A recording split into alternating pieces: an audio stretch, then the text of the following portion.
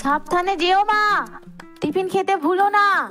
আচ্ছা মা, তুমি চিন্তা করো না, আমি চললাম, বিকেলে দেখা হবে। মন দিয়ে পড়া করো বাবা। হ্যাঁ মা, আমি চললাম। হাই সুবর্ণা, স্কুলে যাচ্ছ? হ্যাঁ যাচ্ছি, একসাথে যাই। চলো। শোন সুবর্ণা, আজকাল সবাই ইংলিশ মিডিয়ামে পড়ে, তুমি তো এখনো বাংলা মিডিয়ামে, তাই না? ভবিষ্যতে বড় চাকরি, বড় অফিস, সবকিছুতেই তো ইংরেজির দরকার। শুধু বাংলায় পড়ে কি হবে?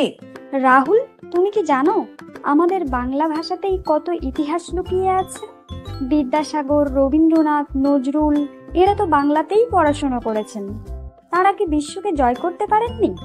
কিন্তু দেখো, বড় বড় কোম্পানিতে গেলে সবাই তো ইংরেজিতেই কথা বলে, আর আমাদের বাবা মাও তো অনেক টাকা খরচ করেন ইংলিশ মিডিয়ামেরই জন্য। হ্যাঁ, অনেক টাকা খরচ করতে হয়, কিন্তু সরকারি বাংলা স্কুলে সামান্য খরচে আমরা ভালো শিক্ষা পাই। শিক্ষার মান শুধু ভাষার উপর নির্ভর করে না, নির্ভর করে জ্ঞান আর পরিশ্রমের ওপর। তুমি জানো, স্বাধীনতার লড়াইয়েও আমাদের পূর্বপুরুষরা ভাষাকে মর্যাদা দিয়েছিলেন। 1952-তে ভাষা আন্দোলনে মানুষ জীবন দিয়েছিল নিজের মাতৃভাষার জন্য।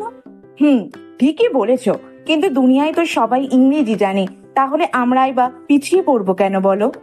না রাহুল, আমরা পিছিয়ে পড়বো না। ইংরেজি একটি যোগাযোগের মাধ্যম, কিন্তু আত্মমর্যাদা গড়ে ওঠে নিজের ভাষায়। রবীন্দ্রনাথের গীতাঞ্জলি বাংলাতেই লেখা, তার অনুবাদে তিনি নোবেল পেয়েছেন। মানে আমাদের বাংলা ভাষাই বিশ্বকে আলো দিয়েছে।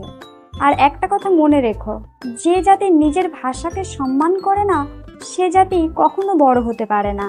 তুমি ঠিকই বলেছো সুবর্ণা, সত্যিই তো, আমরা বাঙালি, আমাদের শিকড় আমাদের ভাষাতেই। শুধু ইংরেজি শিখলেই বড় হওয়া যায় না, বড় হতে হলে নিজের ঐতিহ্যকে জানতে হয়। ঠিক তাই, আমরা ইংরেজি শিখবো যোগাযোগের জন্য, কিন্তু আমাদের গর্ব থাকবে বাংলায়।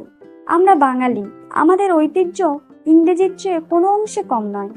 আচ্ছা, আজকের কথা সত্যিই মনে রাখবো। কাল দেখা হবে, আসছি, টাটা। ঠিক আছে, বাই, ভালো থেকো।